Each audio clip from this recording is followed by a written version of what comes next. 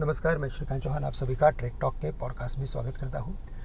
अगर आज हम एशियन मार्केट्स की बात करें तो वहां पे मिक्स ट्रेंड है, लेकिन यूएस मार्केट्स में हमने कल एक माइल्ड रिकवरी देखी थी।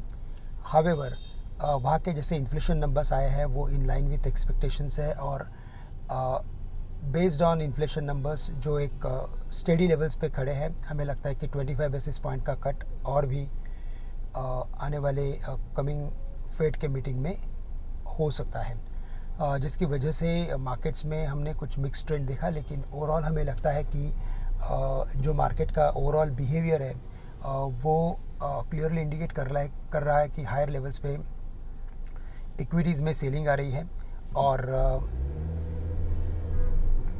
जो ग्लोबल मैक्रोज है वो इमर्जिंग मार्केट्स के लिए स्पेशली अनफेवरेबल होते जा रहे हैं।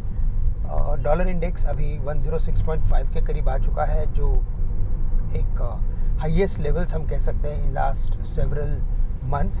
साथ ही साथ 10 ईयर बॉन्ड यील्ड 4.5 के करीब आ चुका है 4.50, जो एक और भी इक्विटीज़ के लिए निगेटिव है और इसी वजह से निगेटिव्स में कंसिस्टेंट सेल ऑफ बना है ग्लोबली।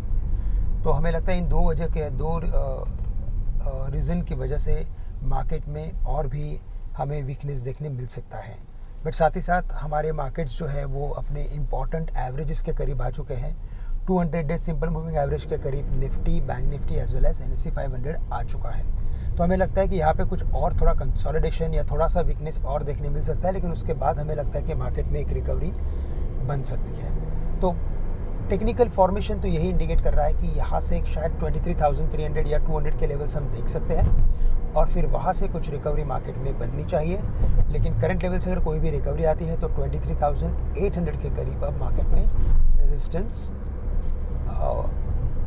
बना रहेगा और उन लेवल्स के करीब हमारे लॉन्ग पोजीशंस को हमें कम करना ज़रूरी है। इसके अलावा बैंक निफ्टी ने भी 50,500 के लेवल्स को तोड़ा है।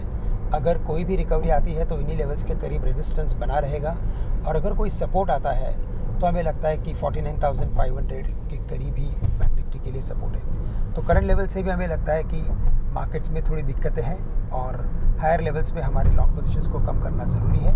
साथ ही साथ अगर यहाँ से कोई करेक्शन आता है, जैसे मैंने कहा कि 23,300 या 49,500 के करीब अगर बैंक निफ्टी आता है तो उन लेवल्स के करीब आप कुछ सिलेक्ट बाइंग खरीदारी करके चल सकते हैं। बाकी सेक्टर्स में हमें लगता है कि मोमेंटम मिक्स्ड रहेगा और स्टॉक स्पेसिफिक रहना काफ़ी ज़रूरी है। तो दोस्तों, आज के लिए बस इतना ही। आप सभी से मैं आज के लिए विदा लेता हूँ। धन्यवाद।